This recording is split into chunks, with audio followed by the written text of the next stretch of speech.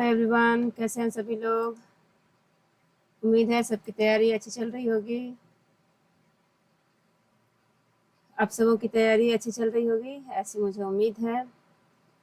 आज हम लोग जो डिस्कस करेंगे उसके पहले हम लोग बात करेंगे कि जो हम लोग रिवीजन करते हैं जब प्रीलिम्स के लिए, तो किस सीक्वेंस में रिवीजन करना चाहिए फ्रेंड्स। ठीक है, उसके बाद हम लोग आज अपने टॉपिक को थोड़ा सा डिस्कस करेंगे। तो जब हम लोग सीक्वेंस की बात करते हैं तो सबसे पहले हम लोग मॉडर्न हिस्ट्री को टच करते हैं। ठीक है,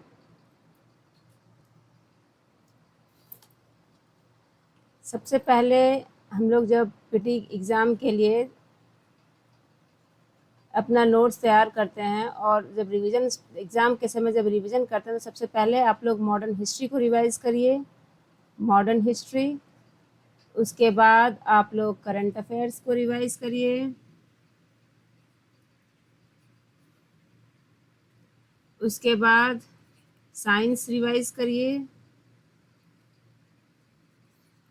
इसके बाद बिहार स्पेशल अच्छे से रिवाइज करिए। ठीक है, उसके बाद पॉलिटी यानी इंडियन पॉलिटी प्लस ज्योग्राफी के सेक्शन को देख लीजिए। उसके बाद इकोनॉमिक्स देख लीजिए और उसके बाद मिसलेनियस। ठीक है, ये ट्रेड होना चाहिए फ्रेंड्स, ये आपके रिवीजन का क्योंकि ये सारे मार्क्स, मैक्सिमम मार्क्स आपको ये तीनों सेक्शन से ये चारों सेक्शन से आएगा, मॉडर्न हिस्ट्री से, करंट अफेयर्स से, साइंस से और बिहार स्पेशल से। तो ये तो बहुत मोस्ट इम्पोर्टेंट टॉपिक्स हैं पढ़ने के लिए PT prelims point of view से। और उसके बाद ये तीनों, ये जब आप इन चारों का रिवीजन ख़त्म कर लें तो इन तीनों का रिवीजन करेंगे। ठीक है, चलिए, तो सभी का टॉपर फाउंडेशन क्लासेस में सभी का वेलकम। आज हम लोग जो इस टॉपिक पे डिसाइड करेंगे, कल हम लोगों ने बात किया था कि मॉडर्न हिस्ट्री को दो फेजेस में हम लोगों ने समझा था, प्री गांधीयन और गांधीयन फेज में। और प्री गांधीयन फेज में की आज शुरुआत होगी। ठीक है, तो आज हम लोग इसको डिस्कस करेंगे। आप लोग बिल्कुल शांत होकर इस फेज़ में, जब प्रीलिम्स की परीक्षा नज़दीक है, इसमें तैयारी करें। कुछ भी नया पढ़ने से बचें। जो आपने पढ़ाई किया पिछले 1-2 साल से, बस उसी को रिवाइज़ करें। और करंट अफेयर्स बहुत थरो होना चाहिए फ्रेंड्स। ठीक है, करंट अफेयर्स आपके लास्ट 1.5 साल के करंट अफेयर्स एकदम थरो होना चाहिए, क्योंकि करंट अफेयर्स के क्वेश्चन लास्ट 1.5 साल के अंदर से ही पूछे जाते हैं। और ये ऐसे क्वेश्चन हैं कि जो नहीं आता तो नहीं आता, इसमें आप अगर गेस करते हैं तो नेगेटिव मार्किंग के शिकार होते हैं। इसलिए करंट अफेयर्स वाला पार्ट आपको बहुत अच्छे से प्रिपेयर करना है। चलिए, हम लोग बात करते हैं, अभी प्री गांधीयन फेज की बात कर रहे थे, जिसमें हम लोगों ने देखा था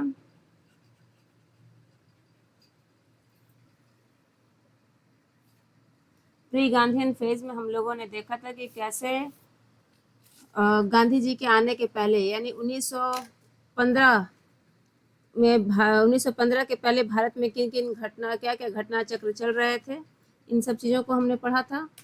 एक मैं क्विक रिवीजन आप लोगों का करवा देती हूँ। जैसे गांधी जी के आने के पहले, मतलब ये बिफोर 1915 की बात हो रही है यहाँ पे, उनके पहले ही रिवोल्ट ऑफ 1857 भारत देख चुका था।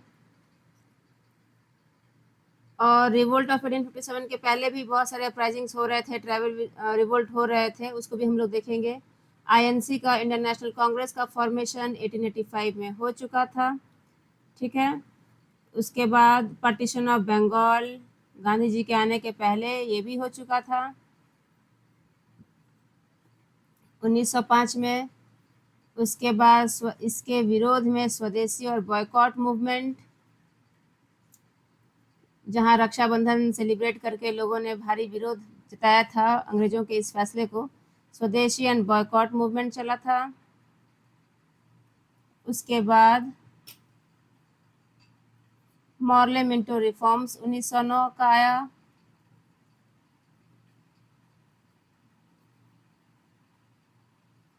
ये 1909 में आया। उसके बाद फ्रेंड्स दिल्ली दरबार का आयोजन, आपको याद होगा दिल्ली दरबार का आयोजन 1911 में हुआ। उस समय भारत के वाइसरॉय लॉर्ड हार्डिंग्स थे और इसमें ब्रिटेन के राजा और उनकी महारानी दोनों आई थी भारत। और इसी दिल्ली दरबार में पार्टीशन ऑफ बंगाल को रिवोक किया गया। ठीक है, पार्टीशन ऑफ बंगाल भारी विरोध देखने के बाद भारतीयों की तरफ से इसको रिवोक किया गया। भारत की राजधानी को शिफ्ट किया गया, कलकत्ता से दिल्ली हो गई अब भारत की राजधानी। Shifted capital from Calcutta to Delhi, इसको आप लोग याद रखेंगे। और ये यहाँ पे अभी एक बिहार के टर्म से भी एक इम्पोर्टेंट घटना घटती है, जब भारी विरोध देखने को मिलता है बिहारियों की तरफ से भी कि उन्हें बंगाल प्रोविंस से अलग किया जाए। तो 22 मार्च 1912 को बिहार अलग हो जाता है बंगाल से। और इसको तभी से 1912 से ही इस तारीख को 22 मार्च को बिहार दिवस हम लोग आज तक मनाते हैं। ठीक है, तो इसका जो डायरेक्ट कनेक्शन है बिहार दिवस का फ्रेंड्स, इसको हम लोग याद रखेंगे। ये कनेक्शन हमारे दिल्ली दरबार से है। ठीक है, और दिल्ली दरबार के थोड़ा सा और बैकग्राउंड में जाएंगे तो पार्टीशन ऑफ बंगाल से है। ठीक, और ये आपका हो गया। और उसके बाद इसी समय, मतलब अभी गांधी जी भारत आए नहीं हैं, 1911 का दिल्ली दरबार चल रहा है। इसी समय फर्स्ट वर्ल्ड वॉर की आगाज जो 1914 से 1918 तक चलता है, यानी जब गांधी जी भारत आते हैं तो उस समय भारत फर्स्ट वर्ल्ड वॉर चल रहा होता है 1915 में। ठीक है, अब इसके बाद हम लोग पढ़ते हैं कि फ्रेंड्स रिवोल्ट ऑफ 1857 जो था वो जरूर एक आई ओपनिंग रिवोल्ट रहा इंडियन हिस्ट्री में। अंग्रेजों ने इतना अति कर दिया था, उनकी जो नीतियां थी उससे इंडियंस इतने परेशान हो चुके थे, चाहे वो ट्राइबल क्लास हो, चाहे वो फार्मिंग कम्युनिटी हो, चाहे वो सिपॉयज हो, सर्विस क्लास हो, चाहे यूथ्स हो, चाहे महिलाएं हो, हर section, each section of society equally frustrated थे उनकी नीतियों से। अब देखिए, अब रिवोल्ट ऑफ 1857 तो होता ही है, लेकिन उसके पहले भी कुछ रिवोल्ट्स चालू हो जाते हैं उनके खिलाफ, जो एक बड़ा विकराल रूप लेता है 1857 की क्रांति में। ठीक है, अब जो छोटे छोटे विद्रोह चलते हैं उनको भी देखना जरूरी है। देखिए यहाँ से डायरेक्ट क्वेश्चन एक आता है पीटी से, अपराइजिंग्स बिफोर 1857, इस टॉपिक को देखना बहुत जरूरी है फ्रेंड्स। इसे एक डायरेक्ट क्वेश्चन आपको पीटी के एग्जाम में आएगा, एक या दो क्वेश्चन इस टॉपिक से आएगा। ठीक, और उसके बाद इन अपराइजिंग्स जब ये मवाद जमता जाता है गुस्से का भारतीयों के अंदर, तब ये क्रांति हमें देखने को मिलती है 1857 में, जिसको वी डी सावरकर ने first war of Indian independence भी कहा है। तो अभी हम पहले जब मेजर अपराइजिंग्स 1857 के पहले की बात करेंगे तो उसके पहले तो कॉजेज की बात कर ले कि ऐसा हुआ क्यों, ये हो क्यों रहा था। आपको याद होगा बैटल ऑफ प्लासी जीतने के बाद और बैटल ऑफ बक्सर जीतने के बाद जब दीवानी राइट्स और निजामत राइट्स अंग्रेजों के हाथ चली गई, उसके बाद जब बैटल ऑफ बक्सर के बाद एक छत्र राज जब उनका स्टार्ट हुआ, उन्होंने मुगल बादशाह को एक पेंशनर की स्थिति में लाकर छोड़ा। इसके बाद से जो उनकी जातियां स्टार्ट हो गई, एक छत्र ऐसा यूरोपियन पावर रह गया भारत में जो जिसने अपने पूरे वर्चस्व के साथ भारत प्रशासन शुरू किया, क्योंकि जितने भी यूरोपियन पावर्स है सब ऑलमोस्ट हार चुके थे, घुटने टेक चुके थे इनके आगे। अब अंग्रेजों ने अपने आप को समझा कि हमारे पास अब कोई और चुनौती नहीं है, हम अब खूब दम तक भारत पे लूट मचाओ की नीति अपना सकते हैं। इन्होंने यही किया। तो इन जो अपराइजिंग्स 1857 में हमें देखने को मिलता है, इसके पहले इसकी भूमिका पहले ही तैयार हो रही थी। 1857 के पहले ही छोटी मोटी जो घटनाएं थी वो हर जगह घट रही थी, लेकिन उसमें भी बड़ा बड़ा विद्रोह अगर हम बात करें तो 1855 का संथाल विद्रोह था छोटा नागपुर में। उसी तरह से कोल अपराइजिंग्स हो रहे थे, सन्यासी विद्रोह चल रहा था, वहाबी मूवमेंट चल रहा था, कुका विद्रोह चल रहा था। अलग अलग भारत के प्रांतों में ये मूवमेंट अपराइजिंग्स चालू थे। अब इसके कॉजेज यही थे, इकोनॉमिक कॉजेज थे, अंग्रेजों द्वारा हेवी टैक्सेस की वसूली, चाहे फसल सूख ही क्यों ना जाए। हेवी बंगाल में जब 1770 में बहुत भयंकर अकाल पड़ा था, जिसको 1770s ऑफ बंगाल फेमिन के नाम से भी वो काफ़ी चर्चा में रहा इंडियन हिस्ट्री में। इतने अकाल के बावजूद भी इनका टैक्स कलेक्शन का जो नियमावली थी वो वही सेम थी, वो उसी तरह से टैक्स वसूल करते रहे, लोगों को एक्सप्लॉइट करते रहे। तो इकोनॉमिक कॉजेज भी रहा, सोशल कॉजेज भी रहा, कुछ सोशल कॉजेज भी रहा। ठीक है, सोशल कॉजेज़ ये रहा कि जो भारत की अपनी रिलीजियस सोच थी, अपनी रिलीजियस प्रैक्टिसेस थी, ट्रेडिशंस थे। कुछ सेक्शन ऑफ सोसाइटी को ऐसा लगता था कि अंग्रेज जबरन उनके सोशल स्ट्रक्चर में, उनके रिलीजियस पॉलिसीज़ में इंटरफेयर कर रहे हैं। जैसे विडो रीमैरेज की बात हो गई, इंटरफेरेंस विद सती सिस्टम हो गया, डिस्क्रिमिनेशन विथ विमेन हो गया। इस सब पे कुछ सेगमेंट ऑफ सोसाइटी को लगता था कि अंग्रेज उनके अपने प्रैक्टिसेस पे जबरन उनके पर्सनल अफेयर्स पे इंटरफेयर कर रहे हैं। तीसरी बात जो है, जो जमींदार्स थे और पॉलीगार्ड्स थे, ये भी खासा दुखी थे अंग्रेजों से।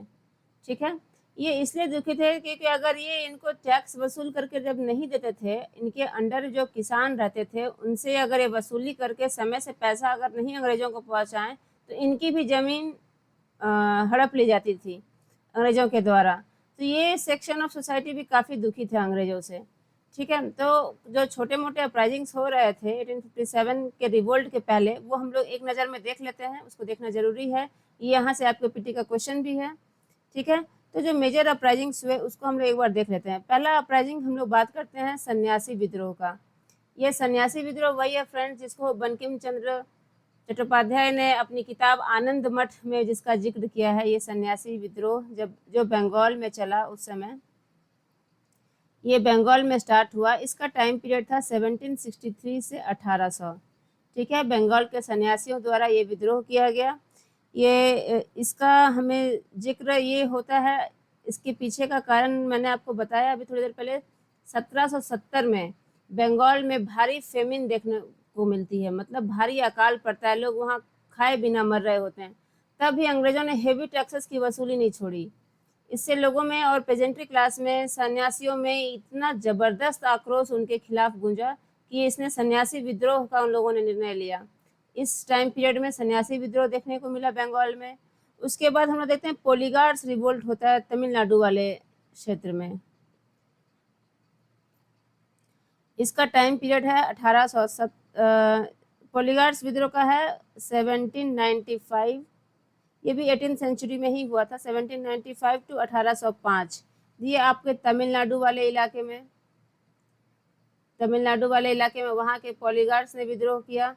उसके बाद पाइका विद्रोह, पाइका रिबेलियन, ये उड़ीसा में हुआ 1817 में। ठीक है, मेरी राइटिंग आप लोगों को समझ में आ रही होगी। ठीक है, उसके बाद ऐसे कई और रिवोल्ट चलते गए। अहोम अहोम अहोम रिवोल्ट हुआ। ठीक है, अहोम रिवोल्ट हुआ 1828 में असम में। ये इसलिए हुआ क्योंकि जब फर्स्ट बर्मा वॉर था, इसके बाद भी फर्स्ट बर्मीज वॉर के बाद भी अंग्रेज अपनी ट्रूप्स असम से हटा नहीं रहे थे, है ना। इसका मेन कारण यही था अहोम विद्रोह होने का। पांचवा कारण ये था वहाबी मूवमेंट। वहाबी मूवमेंट जो इस्लामिक रिवाइवलिस्ट मूवमेंट है, चलाया गया था। ये Bihar, Bengal, north west frontier province, Punjab में ये वहाबी मूवमेंट चला 1830 से लेके 61 तक। इसके प्रोपेगेटर्स थे ये, ऐसे तो ये इसके लीडर्स थे सैयद अहमद ऑफ रायबरेली,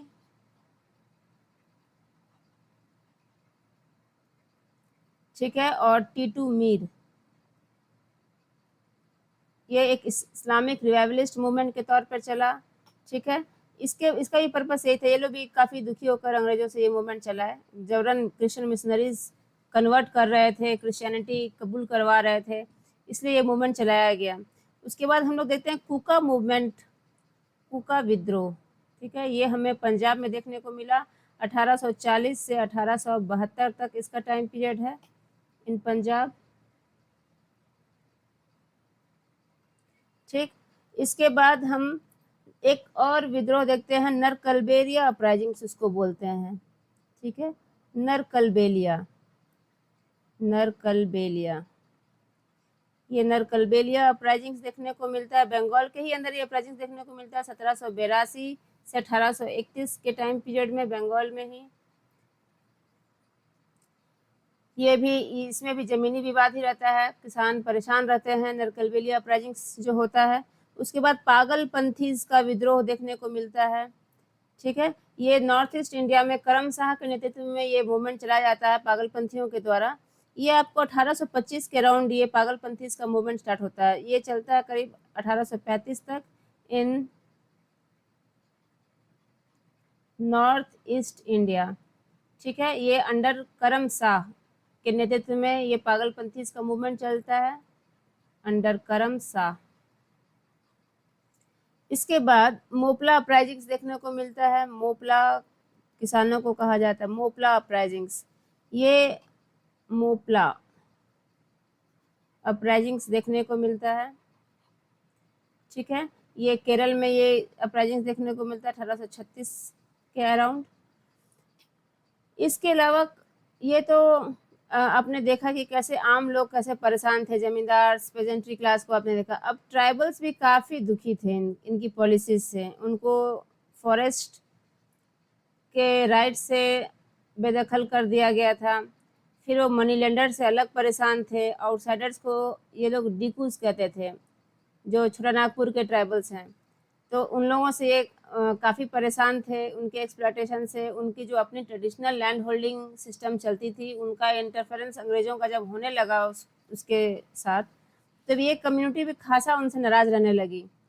तो ट्राइबल रिवोल्ट्स को हम लोग देखेंगे। पहले पहाड़िया एक ट्राइबल कम्युनिटी है। पहाड़िया आपने पढ़ा होगा, ये झारखंड की में अभी ये जनजाति अभी भी है।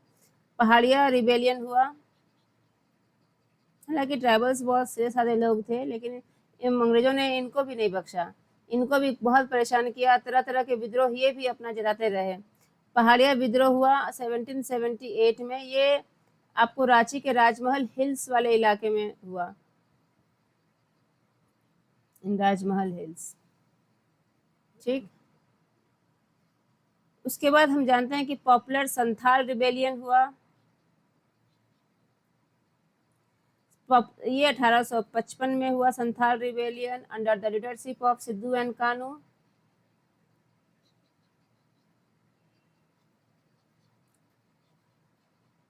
ये जब हुआ सिद्धू एंड कान्हू के नेतृत्व में, जब ये हुआ संथाल रिबेलियन 1855 में, ये उनके फॉरेस्ट एक्ट से काफ़ी दुखी थे, ठीक है। और संथाल्स पे जबरन बॉन्डेड लेबर करवाना, उनको मजदूरी नहीं देना, उनकी छोटी गलतियों पे पुलिस की जो एट्रॉसिटीज़ उन पे होती थी, इन सब चीज़ों से काफ़ी दुखी हो चुके थे संथाल्स। हालांकि इन्होंने अपना जो ट्रेडिशनल जो उनका लैंड होल्डिंग सिस्टम प्रैक्टिसेस था, उसमें भी अंग्रेजों द्वारा छेड़छाड़ करना, हेवी इंटरेस्ट पे मनी लेंडर्स इनको पैसा देते थे खेती वगैरह करने के लिए, और उसके बाद नहीं चुका पाने की स्थिति में इनका जो एक्सप्लॉयटेशन होता था उनके हाथों से, तो ये कम्युनिटी भी खासा नाराज़ थी उनसे। जिसका परिणाम ये हुआ कि 1855 में संथालों ने विद्रोह किया। हालांकि ये बहुत ही रिगरस विद्रोह था, बहुत सीरियस रिवोल्ट था। हालांकि उन्होंने अपने संथालों ने ट्रेडिशनल वेपन्स का ही इस्तेमाल किया, तीर कमान का ही इस्तेमाल किया, लेकिन जो बहादुरी उन्होंने दिखाई इस रिबेलियन में, वो उसका इतिहास के पन्नों में वो आज भी दर्ज है। संथाल रिबेलियन काफ़ी पॉपुलर रिबेलियन रहा। अंग्रेजों ने हमेशा इनको अंडर एस्टिमेट किया कि ये इनका कर ही क्या लेंगे, तीर धनुष से कौन लड़ने जाएगा इतने ताकतवर दुश्मन से। लेकिन तब भी इन्होंने अपने अदम साहस का परिचय दिया था 1855 में। और ये सेटल हुआ था, ये मैं इसमें थोड़ा सा आपको एक और लाइट देती हूँ थोड़ा सा। Settle with the formation of Daman eco, ये संथालों को एक अलग जमीन दे दी गई थी जिसका नाम रख गया था settled with the formation of Daman eco,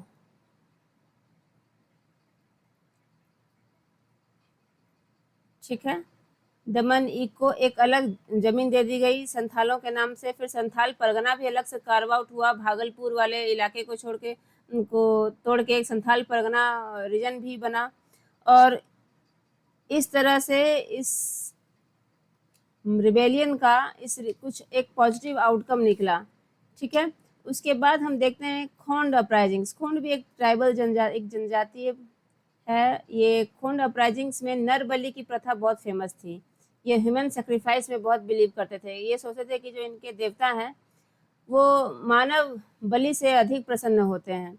तो जब अंग्रेजों ने ह्यूमन सेक्रीफाइस पे पाबंदी लगाई तो खोंड को लगा कि ये इनके रिलीजियस पॉलिसीज के साथ इंटरफेरेंस है। ठीक है, उन्होंने इनके अपने ट्रेडिशंस पे प्रहार कर दिया है, अपने रिलीजियस बिलीफ्स पे प्रहार किया है। तो खोंड अपराइजिंग इसके खिलाफ मोर्चा खोली। इन कम्युनिटी में ह्यूमन सेक्रीफाइस यानी नर बलि की प्रथा बहुत जबरदस्त थी। ये लोग अपने भगवान के आगे मनुष्य की ही बलि बलि चढ़ा देते थे। ये ट्राइबल कम्युनिटी ऐसी थी। ठीक है, उसके बाद फिर ताना भगत का मूवमेंट स्टार्ट हुआ। ताना भगत मूवमेंट, ये जो ताना भगत थे ये लोग बहुत नॉन वायलेंट तरीके से अपना मूवमेंट चलाते थे। लोग गांधी जी के फॉलोअर्स थे। नॉन कॉपरेशन मूवमेंट में ताना भगत ने बहुत बढ़ चढ़ के हिस्सा लिया। ठीक है, 1914 से 1915 में ताना भगत मूवमेंट भी चला। इसके लीडर जतरा ओरांव थे। उसके बाद बिरसा मुंडा का हम रिवोल्ट देखते हैं। बिरसा मुंडा रिवोल्ट, बिरसा मुंडा का रिवोल्ट हमें 1899 में देखने को मिलता है। ये अ, इसको इतिहास में उलगुलन के नाम से भी जानते हैं इस विद्रोह को। ठीक है, ये आउटसाइडर्स को डिकूज कहते थे, डिकूज कहते थे। ठीक है, ये मुंडा विद्रोह भी उसी कारण होता है, मुंडाओं से बॉन्डेड लेबर करवा लेना, फिर उनको मजदूरी नहीं देना, उनके उनकी ज़मीन फॉरेस्ट एक्ट लाकर उनको फॉरेस्ट जो वन पे अधिकार था उनका उसको छीन लेना। ये सब चलती रही ट्राइबल्स को अपसेट करने के लिए। लेकिन जब इन्होंने विद्रोह किया तो इसका आउटकम्स कुछ पॉजिटिव देखने को मिला।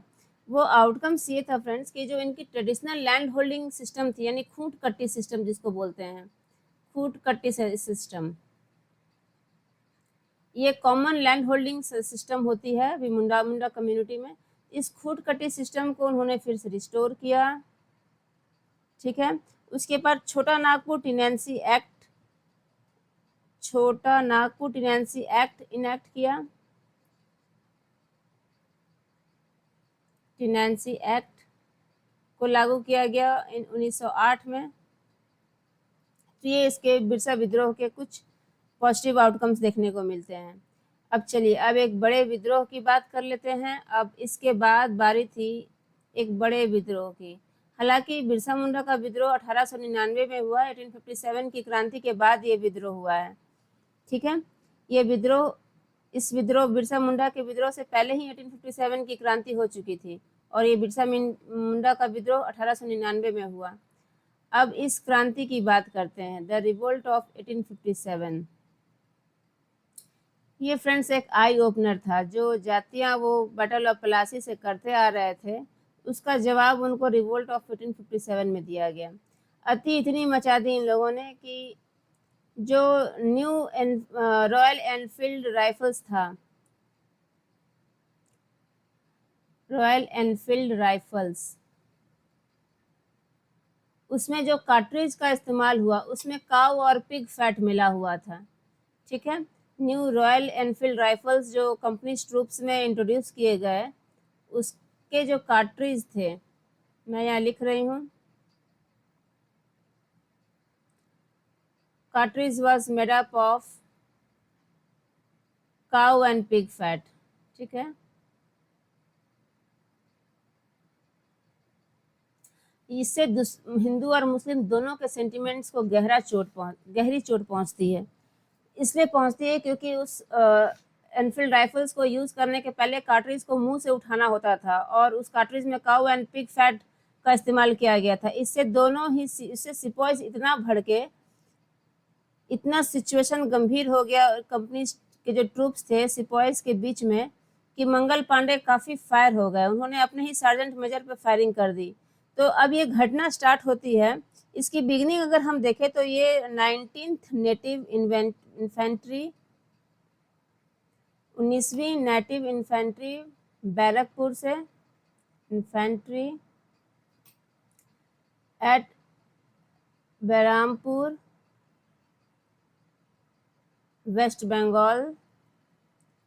जब सिपॉइज ने मना कर दिया इस कार्ट्रिज को यूज़ करने से तब इस और 19वें नेटिव इन्फेंट्रीज के जो सिपॉइज थे उन्होंने साफ मना कर दिया कि हम इस कार्ट्रिज को यूज़ नहीं करेंगे, ये हमारी भावनाओं को घात कर रहा है और इसी क्रम में जब म्यूटिनी स्टार्ट हुई, 19th नेटिव infantry at Berhampore west Bengal mutiny started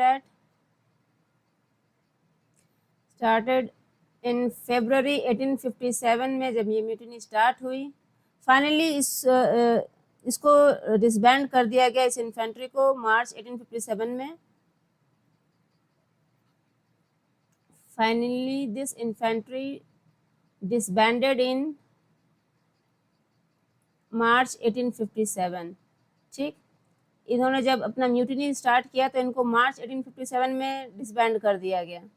इसके बाद जब घटनाएं और आगे बढ़ती गई, मंगल पांडे जो कि 34th नेटिव इन्फेंट्री से थे, ठीक है, 34th नेटिव इन्फेंट्री से थे, इन्होंने अपने सार्जेंट मेजर पे फायर कर दिया, fired at his sergeant major.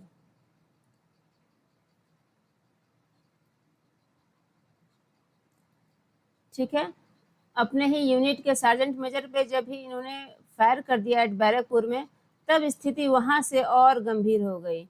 वहां जब इसकी आग की लपटें बाहर गईं तो इस रिवोल्ट को अलग अलग सेंटर से इसको सहमति मिली, अलग अलग सेंटर पे जो लीडर्स ने इनको सपोर्ट किया है, हम लोग उसको ही पढ़ेंगे।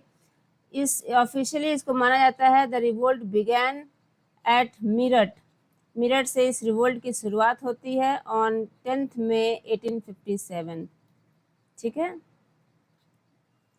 अब ये आग की लपटें वेस्ट बंगाल से बाहर निकलती हैं, ये मीरठ से अब स्टार्ट हो रही हैं 10 मई 1857 को, और ये लोग बहादुर शाह जफर यानी जो लास्ट मुगल एम्परर थे उनको अपना भारत का एम्परर घोषित किया, और ये लोग अंग्रेज के खिलाफ अब मोर्चा खोलते हैं, क्योंकि अति तो हो ही चुका था। लेकिन इसके पहले हम पढ़ेंगे कि क्या क्या कॉजेज रहा। क्या सिर्फ यही कॉजेज था कि उसके कैटरिस में काऊ और पिग का फैट मिला हुआ था? इसके पीछे और भी कई गहरे राज छिपे हुए थे, इस फ्रस्ट्रेशन के पीछे और कई राज थे।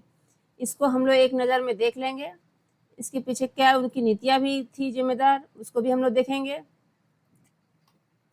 पहले तो गहरा सीपॉय डिस्कंटेंट था, मतलब जो यूरोपियंस और इंडियंस कंपनी के ट्रूप्स में थे, तो यूरोपियंस को जल्दी प्रमोशन मिल जाता था, हायर पोस्ट पे वही अपॉइंट होते थे, और जो इंडियन सिपॉयज थे उनके साथ हर समय भेदभाव होता रहा ना। उनको एक सर्टेन पोस्ट के बाद उनको प्रमोशन नहीं मिलती थी, उनको सैलरी भी अपने यूरोपियन काउंटर पार्ट से कम मिलती थी, उनको आउट ऑफ इंडिया भी उनको अगर ड्यूटी करनी हो तो उनको लगाया जाता था, लेकिन कोई कंपनसेशन उसके बदले भी नहीं मिलता था। वो अपने जाति, धर्म, परिवार, हर चीज़ से चले जाते थे। तो एक भारी सिपॉय डिस्कंटेंट था जिसके वजह से ये विद्रोह हुआ। ये तो एकदम फर्स्ट पॉइंट है। सेकेंड पॉइंट ये था कि जो जनरल सर्विस एनलिस्टमेंट एक्ट था, इन्होंने एक जनरल सर्विस एनलिस्टमेंट एक्ट लाया था, इसमें भी काफ़ी भेदभाव किया गया था इंडियन सिपॉयज के साथ। उनको एग्रीमेंट के तहत जब उनको बाहर जब ये ब्रिटिश इन्वॉल्व होते थे किसी लड़ाई में, तो ये जो हमारे इंडियन सिपॉयज इन्वॉल्व थे इनके ट्रूप्स में, नौकरी करते थे कंपनी के ट्रूप्स में, ये लोग इनको बाहर भेजते थे। ठीक है, बाहर भेजने का और ये एग्रीमेंट ये पहले ही अपने इस जनरल सर्विस एनलिस्टमेंट एक्ट के तहत करवाते थे। इसका भी काफ़ी विद्रोह सिपॉयज के अंदर में था। उसके बाद heavy taxes on pageantry class. देखिए, ये एक बहुत गहरी बात है। जो हमारे सिपॉयज थे ना, जो सिपाही थे कंपनी के ट्रूप्स में जो नौकरी कर रहे थे, ये जो सिपाही थे वो किसान के परिवार से आते थे, और किसानों से हेवी टैक्सेस वसूलना, उनको एक्सप्लॉइट करना, उनकी ज़मीनें हड़प लेना, ये सब कहीं ना कहीं इन सिपॉयज के भी डिस्कंटेंट को बढ़ावा दे रहा था, क्योंकि ये इनका बैकग्राउंड ये उसी परिवार से थे। जैसे हम देखते हैं कि अवध को जब अनेक्स किया गया, अंग्रेजों ने जब अवध को अनेक्स किया गया, तो एक भारी रिजेंटमेंट था सिपॉयज के अंदर, क्योंकि अवध एक ऐसा प्रोविंस था जिसमें भारी मात्रा में सिपाही आते थे कंपनी के ट्रूप्स में, और जब अंग्रेजों ने उसी को अनेक्स कर लिया तो इसका रिजेंटमेंट सिपॉयज के अंदर भारी देखने को मिला। ये भी उनके खिलाफ एक गुस्से का कारण बना। फोर्थ पॉइंट हम देखेंगे कि कई ऐसी पॉलिसीज थी।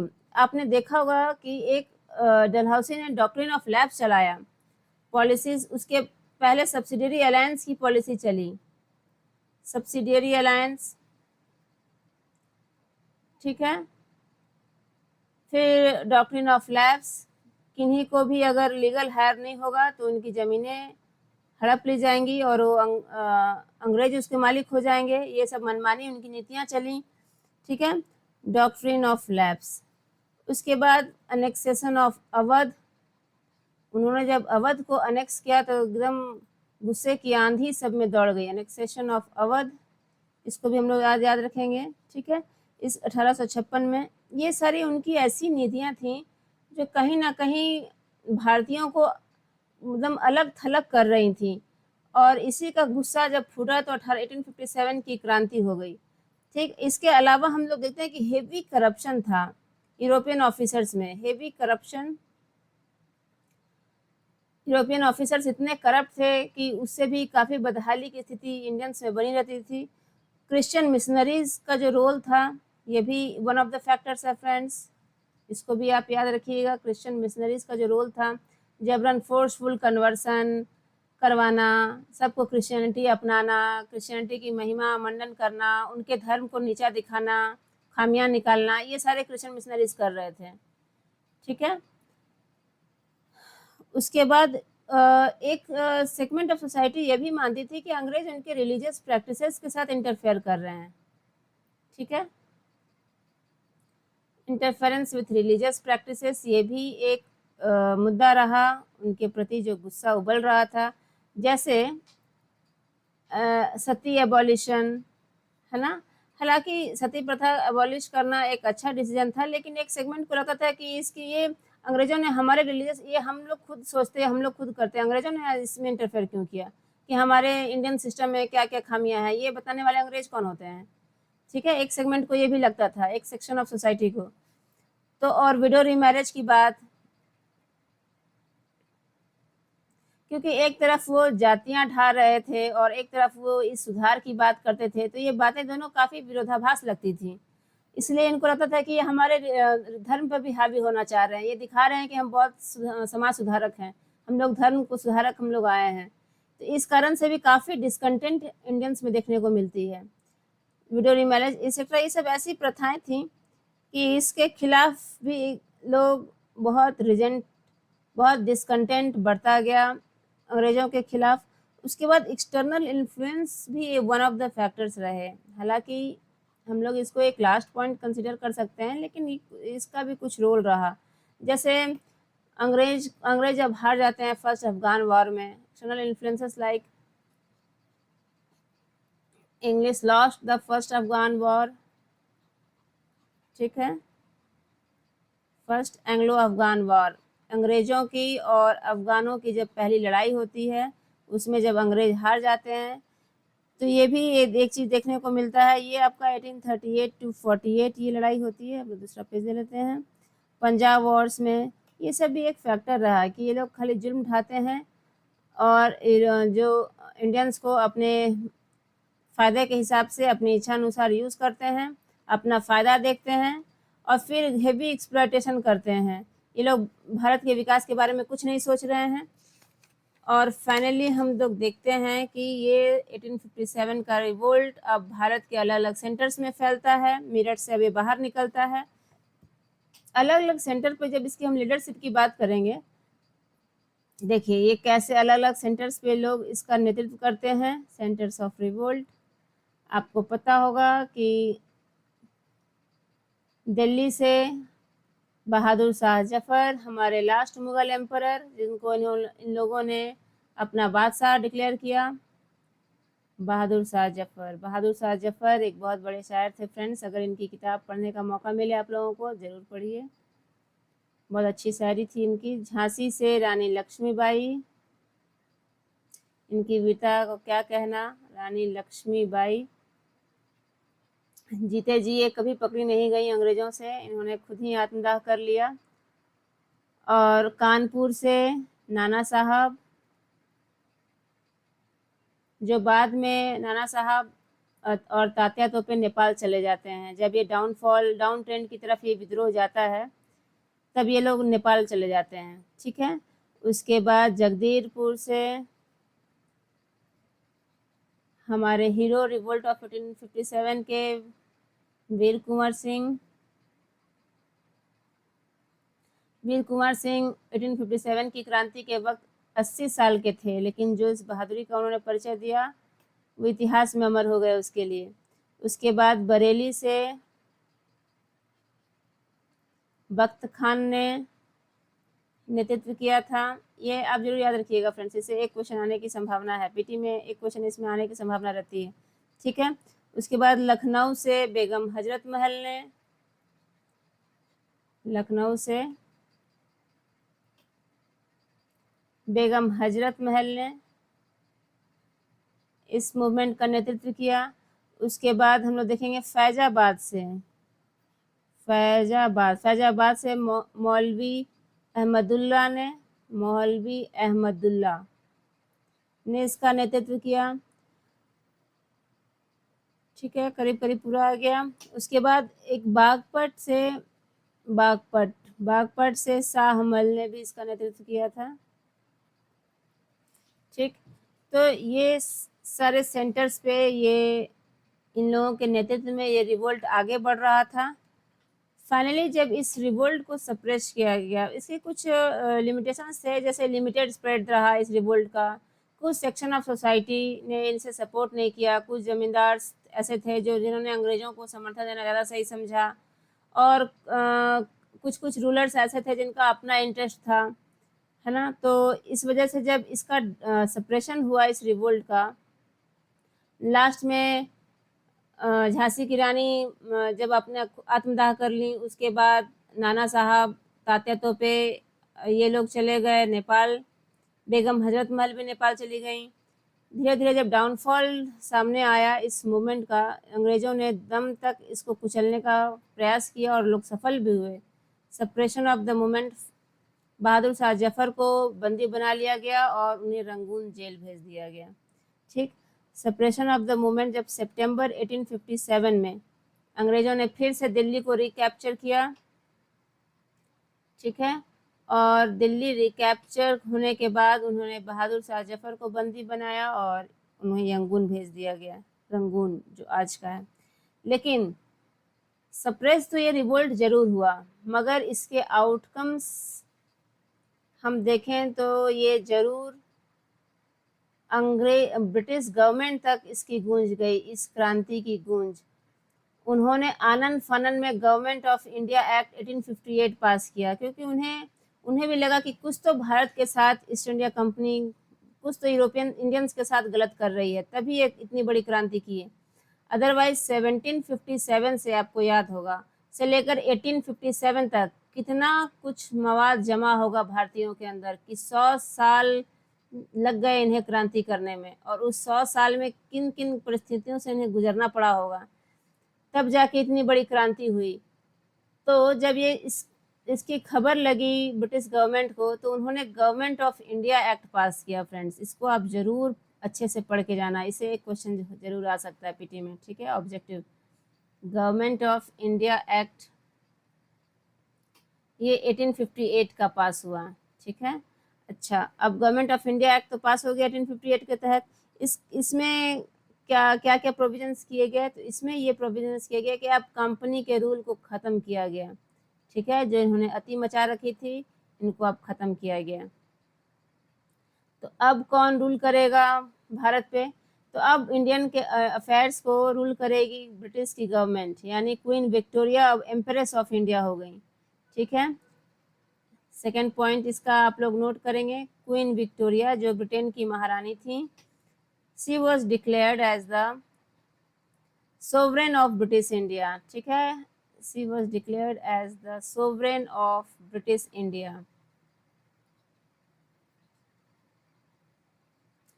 और इस एक्ट के तहत फ्रेंड्स ये प्रॉमिस किया गया कि अब कोई फर्दर एनेक्सेशन नहीं होगी। डॉक्ट्रिन ऑफ लैप्स एक गलत नीति थी जिस तरह से अब कोई भेदभाव नहीं होगा। हालांकि अंग्रेज तो अपनी प्रॉमिस शायद ही कभी रख पाए पूरे इतिहास में, वादा से मुकरना इनकी फितरत रही, लेकिन इस एक्ट के तहत यही वादा किया गया कि अब कोई एनेक्सेशन नहीं होगा, हम लोग इंडिया के रिलीजियस अफेयर्स में, पर्सनल अफेयर्स में इंटरफेयर नहीं करेंगे, अब किसी की भी ज़मीनें नहीं हड़पी जाएंगी, हम लोग पेजेंट्री क्लास के साथ भी लिबरल रहेंगे, सिपॉइज के साथ भी लिबरल रहेंगे।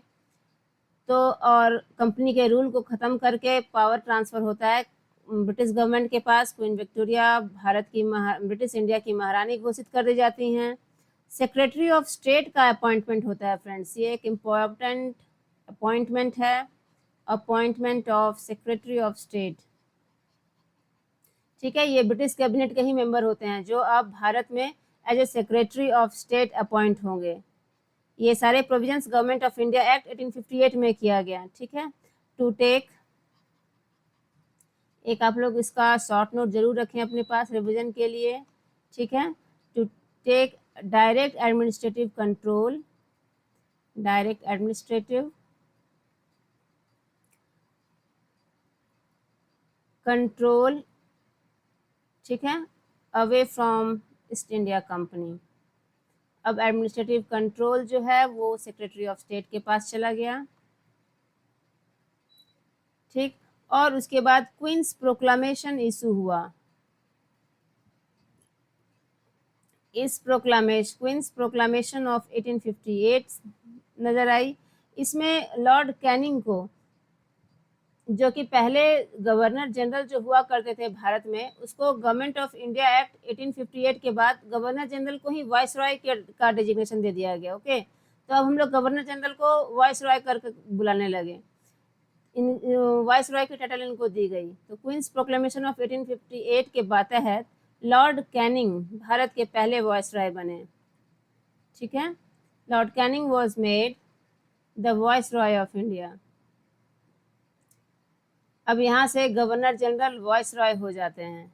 ठीक, और एक चेंजेस जो देखने को मिलती है, चूंकि ये सिपोय म्यूटिनी थी तो वो लोग अपने ट्रूप्स में कैसे नहीं कुछ फेरबदल करते, तो यूरोपियन और इंडियंस की जो रेशियो थी, यूरोपियन और इंडियन सिपॉयज की जो रेशियो थी उनके ट्रूप्स में, उसको चेंज कर दिया गया। अब यूरोपियंस के रेशियो को थोड़ा बढ़ाया गया।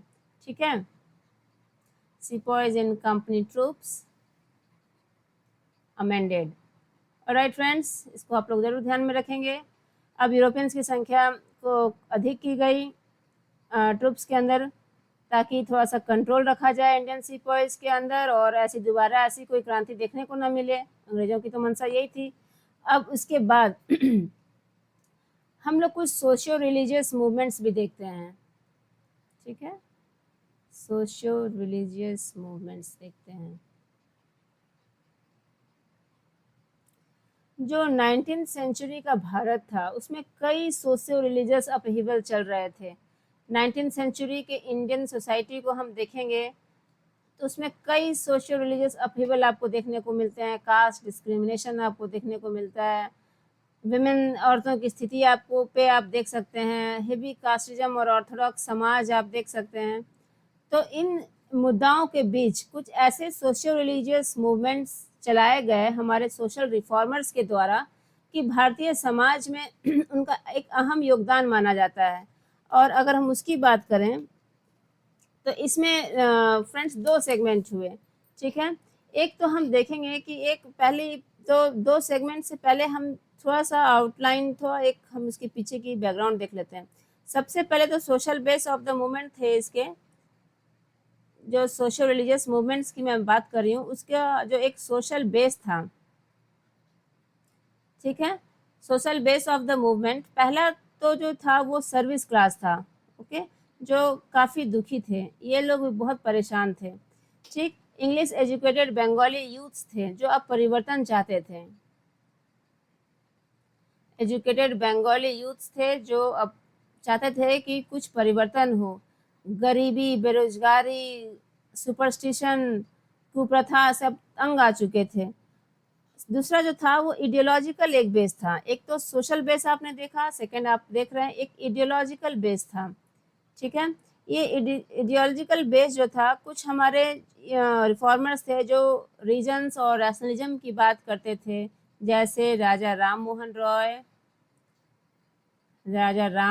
रॉय, अक्षय कुमार दत्त, इसी क्रम में एक और नाम है।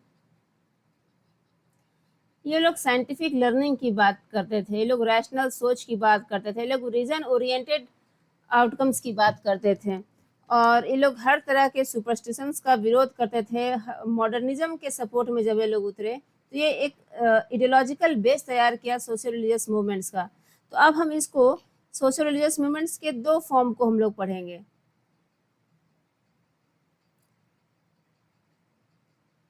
मूवमेंट्स के 2 फॉर्म को हम लोग पढ़ेंगे। एक फॉर्म जो था फ्रेंड्स, यहाँ पे मैं बना रही हूँ, एक तो रिवाइवलिस्ट अप्रोच रखता था, रिवाइवलिस्ट अप्रोच था उनका, ठीक है, और एक रिफॉर्मिस्ट अप्रोच था, रिफॉर्मर्स।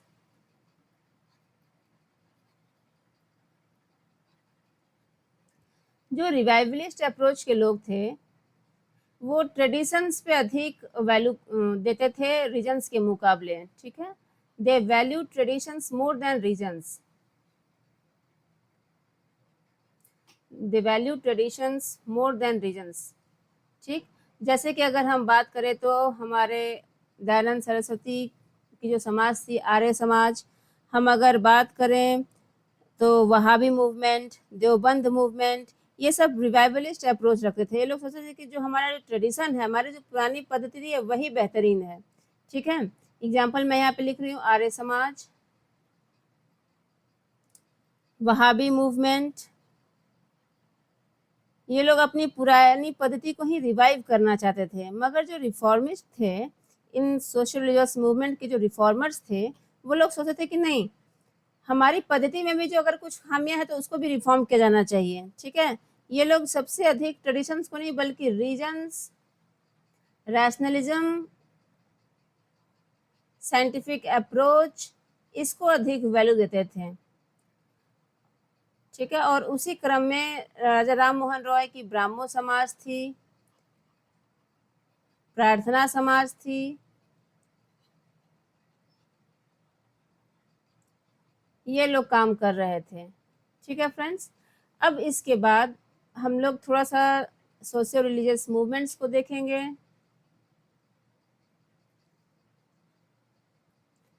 सोशियो रिलीजियस मूवमेंट्स को समझेंगे और उसके बाद हम लोग फॉर्मेशन ऑफ आईएनसी देखेंगे, हमारा नेक्स्ट टॉपिक, ठीक है। हमारे सोशल रिफॉर्मर्स का योगदान देखेंगे और फॉर्मेशन ऑफ आईएनसी देखेंगे हमारे नेक्स्ट टॉपिक में। आप लोग बहुत कूल होकर अपनी तैयारी करते रहिए, सब लोग अच्छे से अपना रिवाइज करिए, अपनी तैयारी को और बुलंदियों तक ले जाइए। एग्ज़ाम, कोई भी एग्ज़ाम क्रैक करना फ्रेंड्स एक पार्ट है ना। सबसे कीमती, सबसे जो अनमोल है वो जीवन है। तो exam it's just a part of life, ये फेज़ भी बीत जाएगा। और चलिए आपकी हौसला अफजाई के लिए मैं एक जाते जाते अपनी क्लास को ख़त्म करते करते एक शेर आपके लिए पढ़ देती हूँ। एक वो कहते हैं कि यहाँ घायल तो हर परिंदा है, यहाँ घायल तो हर परिंदा है, मगर जो फिर से उड़ा सिर्फ वही जिंदा है, ठीक है। आप लोग अपनी तैयारी करिए, हम लोग फिर से नेक्स्ट क्लास में मिलते हैं एक नए टॉपिक के साथ। Bye bye everyone, goodbye, take care.